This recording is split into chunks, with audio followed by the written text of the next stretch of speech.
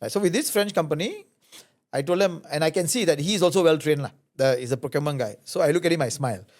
He said, Suresh, you give me your best price. I said, bro, 9,000 for this number of people, for international audience, you need a trainer who blah, blah, blah. Very good already. Very good. In fact, I actually charge higher. But because it's a recommendation and it's a new time, we haven't been doing work with you before. So at least you tested out to be, whether we are good enough or not for you.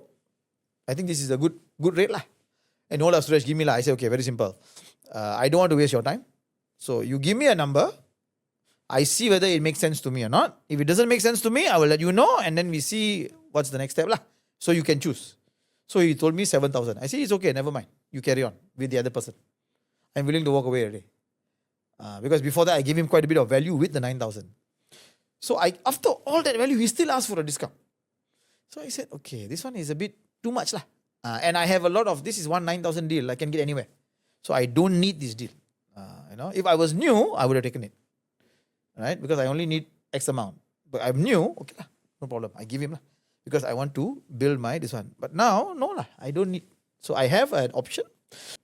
So should a newbie, say a newbie coach or a personal coach or a trainer or someone who does it in your area feel, also practice the same thing by saying no, even though he or she may not necessarily be in that position to reject this?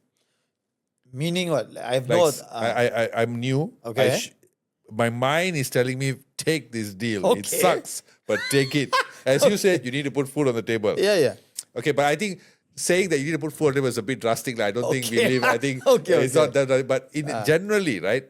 Generally, should they say no as well? If it's the first offer, say no. No. But in your case, at that level, you gave all the value. You just said, I can say no to this because I can make this somewhere else. Correct. Should a newbie also have that same mindset? Yeah, you can. But you might not push it as far as me lah. So for example, if I was a newbie, I say, hey, really, the 7 is too low lah. Can you come higher? I will do that. You see? Come higher. So we still negotiate. Or what else can I do to make my offer more appealing to you? So they will tell you other things. Maybe you can add this one in, all that kind of stuff. So in my case, I added all those things in and they still said, I want 7. So I say, if that's the case, after all this, and our dates were very full. And they said, no, okay, that's the date today. I said, okay, we blocked for you already. And it seems the end user was not the procurement. Procurement is part of the process, right? The client that I'm going to train, very happy already. So it's just these guys trying to get the best deal for the company, which is fine. I understand. But because of the way the negotiation went, I said, no, this is not right lah. Because you're an MNC and you're very used to this style. Maybe it's a French culture thing or what, I'm not sure. But they're all Malaysians anyway. Some Singaporeans and all that stuff. So I said, for us, no, it's okay. You carry on. You carry on. So they say, okay. So then when I said you carry on, then they panic. They say, okay, hold on. Don't say no, Suresh. Okay, let's put the price aside. Very good. So what does that tell me? You still want to do business with me, but you're just trying to fish. So that's a master negotiator would understand that. Okay. But because I'm willing to walk away, they call me back. Means they want me lah. It's whether or not they can get more value out of me. But then again, I think them calling you back also has a lot to do with your reputation and your portfolio. I guess a newbie going there, they'll be like, I can find another newbie. Yeah, correct. If that is the case, and because if the product is not so specialized or not so niche, and I have a lot of options, then I will go for somebody else. If I do apple to apple. But in my business, or if it's consulting, it's a service level business, right? It's not so much product driven, right? Physical product. A bit difficult, no? Because if I go into a lousy job, and these are international people I'm going to be training, all APAC guys, right? They're going to say, Malaysia, you all did a rubbish job. Which clown you all got to go and speak? So their reputation goes down.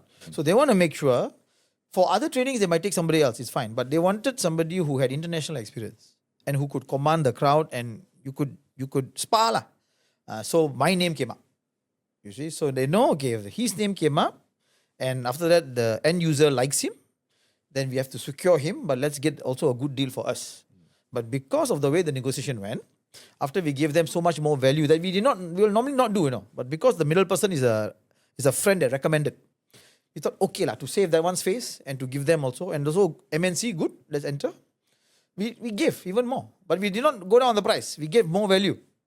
But because the negotiator was too direct, not too direct, but you could see that it's not about the value already. They are still very into their KPI, probably is cost saving. I see. So they're going for that. They did not look at long-term relationship. So we told them that's what we can do. And then we sent them an email about what we have agreed on. And they sent us another email 1 week later asking, so where is the revised price? And they sent a nasty email. Somebody else sent a nasty email. My wife got a bit affected. And she said, I'm going to write back a nasty email. I don't care. I said, okay, show me first. Show. My wife is a very peaceful human being now. For her to get upset, the email was not good. So I read the email. Yeah, the email was quite direct and harsh, as if we are very hard up for the business. Okay. So I rewrote the email and said this was the beginning. This was the initial. Initial deal. And you wanted more value. We have given you more value, but we have told you that our dates are very fixed. So their mistake was they changed the date also. I see. And we had another client who already had paid for that other date. So we said, I'm sorry, we cannot go ahead.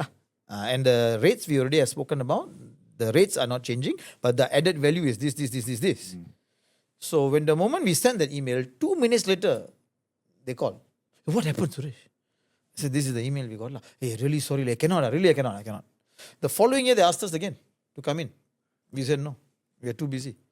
The following year, again, they called us. Then we gave them even a higher price. They didn't negotiate.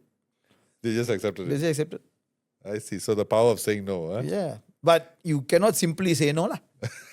After hearing this, please don't just You simply carpet say bomb no. So if you say no and they walk away, you call them back. Say, okay, it's too high for you, or what else?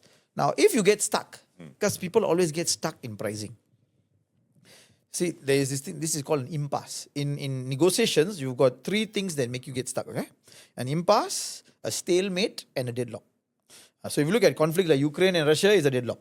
And Iran and US, Israel, deadlock. So you need a mediator when it's a deadlock. Okay, that's a separate topic. We can talk about it if we have time. Because I also mediate between sea level when they cannot work together. Stalemate is when either the 2 people cannot get along, or the location is not right, or the space or the environment is not right. Then you have to either change the environment or change the person. That's a stalemate. That means you're not moving forward. You're stuck. Now, impasse is when there's one item in the negotiation that you cannot go beyond. So normally it's price. So if price is the issue, the statement we normally give people is, you can say this, let's put that aside for a moment. Or let's park that in the parking lot. What else are we going to be talking about? So you put that tough one side, continue the negotiation. The goal of a good negotiator is to keep the conversation going. The moment you stop talking, no deal. Okay. You have to understand. Same like husband and wife. Yes, same. I was wondering where we would go to the family.